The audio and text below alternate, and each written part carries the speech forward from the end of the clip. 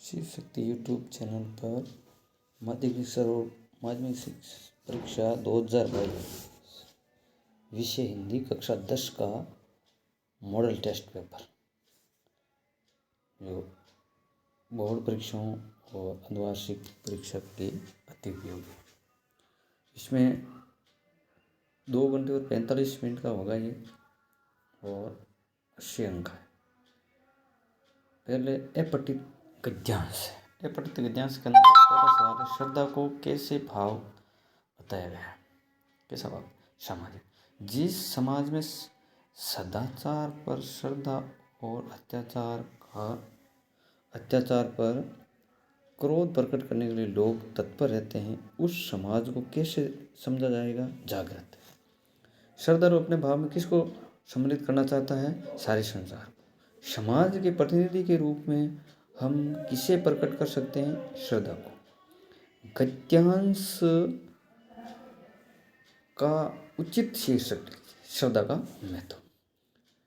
तो इसके 5 अपठित गद्यांश के दूर। अब आता है अपठित पद्यांश। पद्यांश के अंदर है, राष्ट्र प्रगति के प्रांगण में कैसे बढ़ सकता है? जवान व्यक्ति के उत्साह से। उत्साही युवाओं के प्राणों पर कौन लहराते हैं? सभी देश।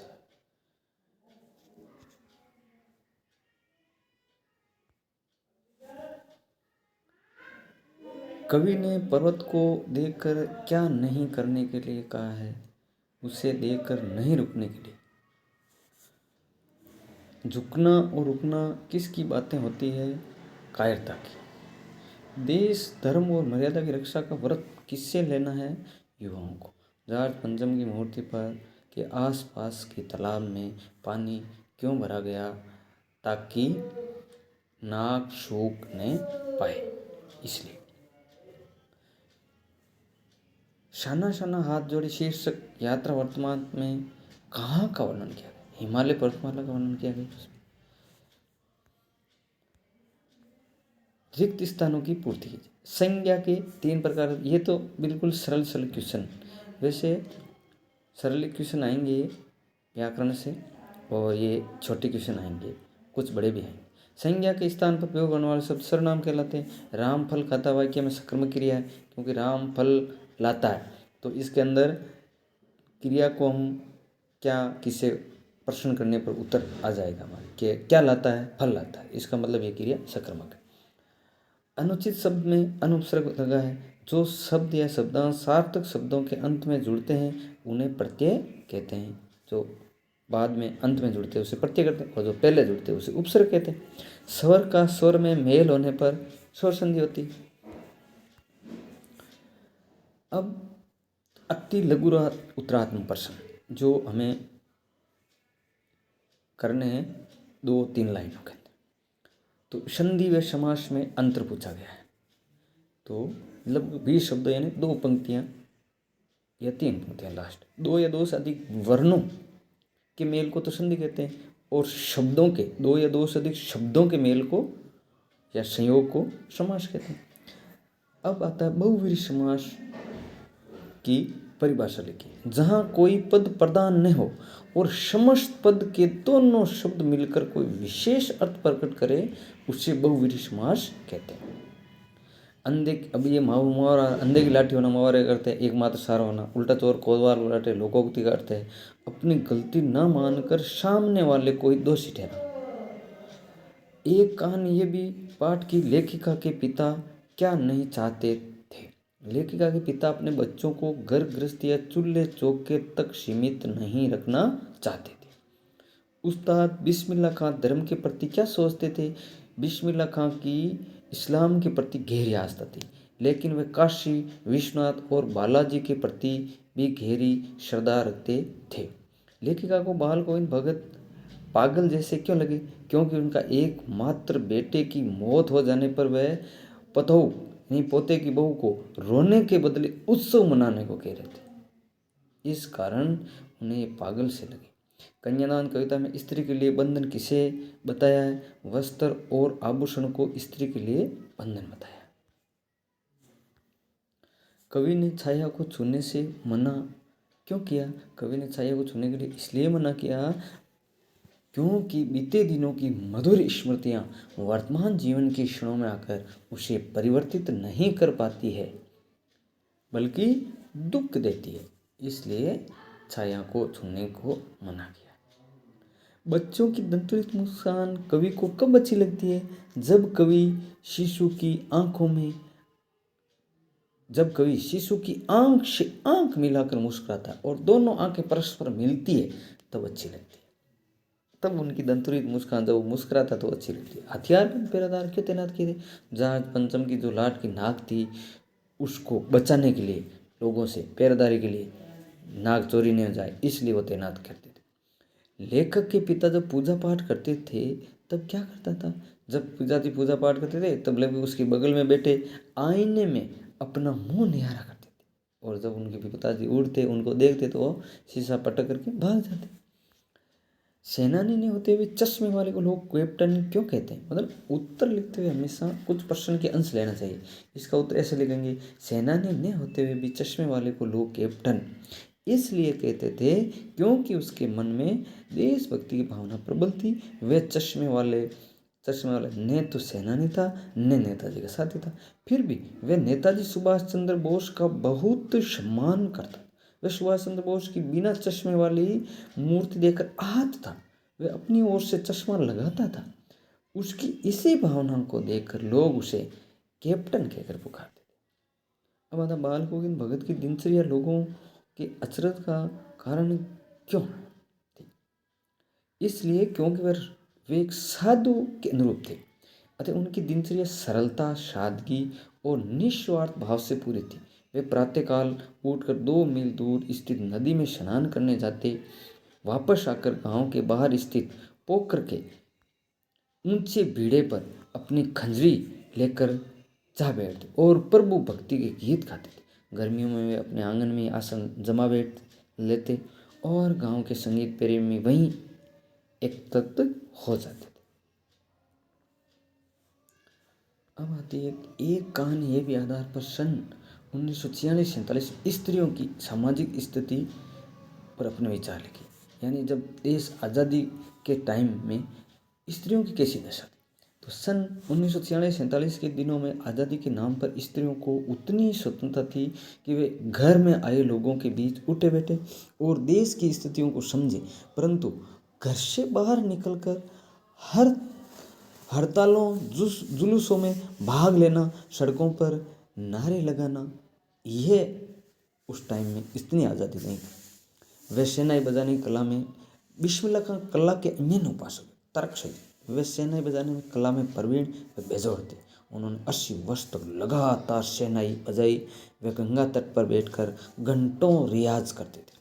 वे अपनी कला को ईश्वर की उपासना मानते थे। वे खुदा से सुर बख्शने की मांग करते थे। वे अपने आप से कहते कि उन्हें अब तक शहनाई सही ढंग से बजाना क्यों नहीं आया। कन्यादान शीर्षक कविता में माँ ने अपनी बेटी को क्या सीख दी? माँ ने बेटी को कहा, अपने रूप सौंदर्य पर कभी गर्व नहीं करना, अर्थात उसकी प्रशंसा पर रीझ कर धोखे में मत रहना। वस्त्र और आभूषणों से भ्रमित न होना। तुम लड़की बनकर तो रहना, परंतु लड़की जैसी दिखना मत, अर्थात दुर्बल, प्राश्रित एवं दमन चक्र से दबी हुई मत रहना। सहनशीलता के साथ स्वाभिमान से रहना। अब कविता का शीर्षक उत्साह क्यों रखा गया? क्योंकि ये बादलों की गर्जना और उमड़ घुमड़ मेल खाता है। बादलों में भीषण गति होती है, वह धरती की तपन को हर कर उसे शीतलता प्रदान करते हैं। कवि ऐसी गति, ऐसी ही भावना और क्रांतिकारी शक्ति की आकांक्षा रखता है जिससे दुख पीड़ित जनता को सुख प्राप्त हो सके। स्मृति को पाथ्य बनाने में कवि का क्या आशय है?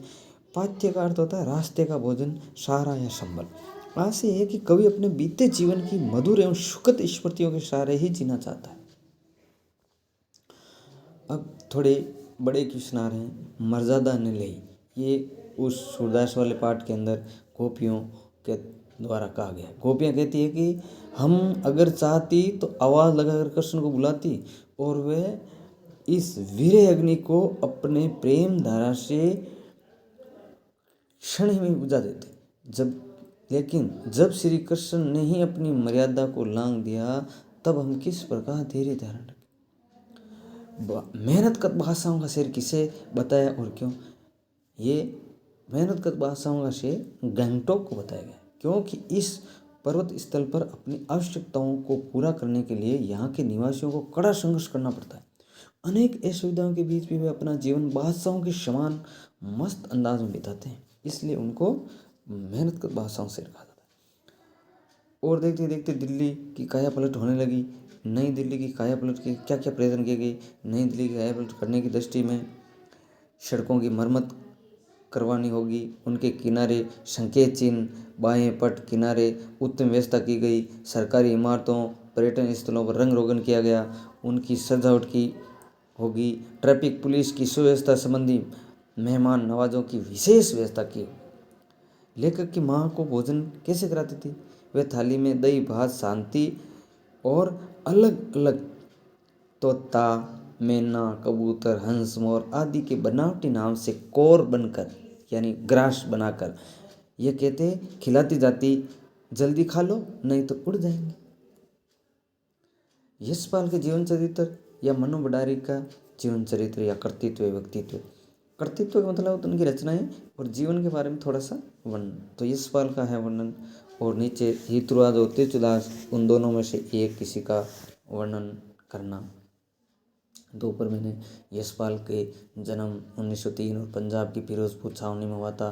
कॉलेज में अध्ययन के दौरान इनका परिचय भगत सिंह और सुखदेव से होने के से स्वाधीनता संग्राम की क्रांतिकारी धारा से जड़ गए और वे जेल चले गए। कहानी संग्रह उनका ज्ञान दर्पण, तरक का तूफान, पिंजरे की उड़ान, वादुलिया, उपन्यास है झूठा सच, अमिता, दिव्या, पार्टी कॉमरेड आदि। मृत्यु 1976 में हुई। इसी प्रकार तुलसीदास जी का जन्म और मृत्यु और फिर उनकी रचनाएं, उनकी वैसे तो 12 रचनाएं, फिर भी उसमें कुछ रचनाएं दी हुई है उनकी भाषा बुद्धि और रुचि थी। जैसे उनकी रचनाएं रामचरितमानस, कवितावली, गीतावली, दोहावली, कृष्ण गीतावली, विनय पत्रिका, रामलला आदि प्रमुख ग्रंथ है। अब यह आता है 6 प्रसंग व्याख्या। 6 प्रसंग व्याख्या जैसे ये 17 नंबर क्वेश्चन है 6 प्रसंग व्याख्या का।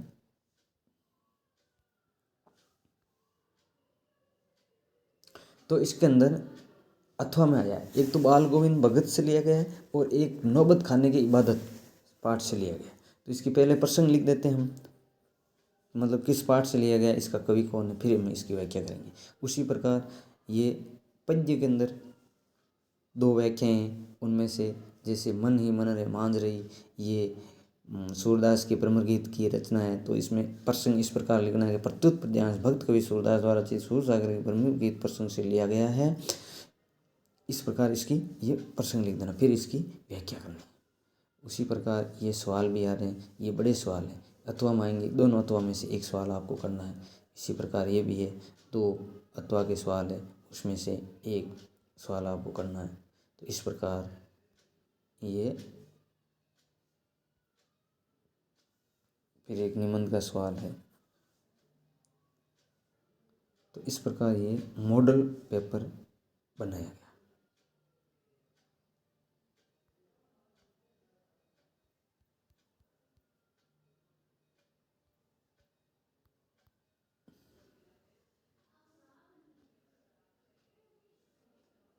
तो इस चैनल को सब्सक्राइब करना बच्चों।